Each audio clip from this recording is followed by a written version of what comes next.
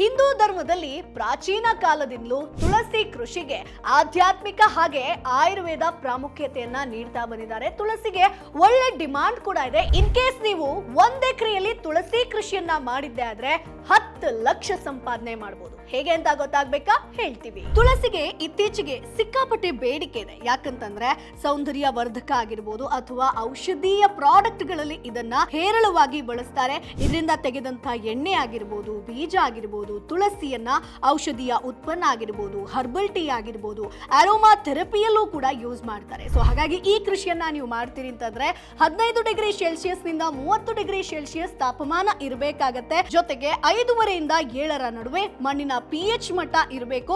So ಇದಕ್ಕೆ ನೀವು 15 ton ಸಾವಯವ ಗೊಬ್ಬರವನ್ನ ಪ್ರತಿ ಎಕರೆಗೆ ಬಳಸಬೇಕು. ಹಾಗೆ NPK ಗೊಬ್ಬರವನ್ನ ಕೂಡ ಯೂಸ್ ಮಾಡಬೇಕಾಗತ್ತೆ.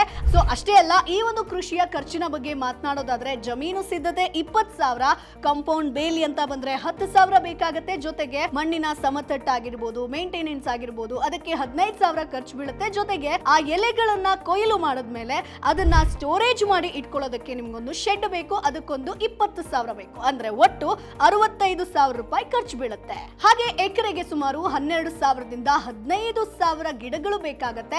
ಸೊ 90 ರಿಂದ 95 ದಿನಗಳಲ್ಲಿ ತುಳಸಿ ಕೊಯ್ಲಿಗೆ ರೆಡಿ ಆಗುತ್ತೆ. ಇನ್ನು ಇಳುವರಿ ಬಗ್ಗೆ ಮಾತನಾಡೋದಾದ್ರೆ ಕೇವಲ ತುಳಸಿ ಎಲೆಯಿಂದ ನೀವು ಸುಮಾರು 7 ರಿಂದ 8,000 ಕೆಜಿ ಪ್ರತಿ ಎಕರೆಗೆ ಇಳುವರಿ ಎಕ್ಸ್ಪೆಕ್ಟ್ ಮಾಡಬಹುದು.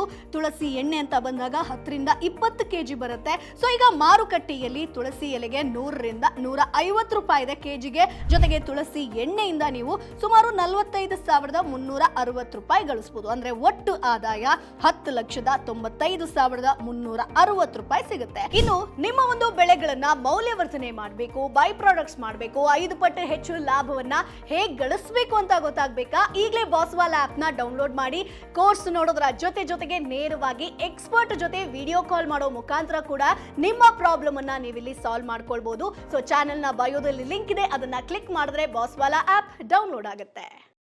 ಬಾಸ್ವಾಲ, ಬಿ ದ ಬಾಸ್.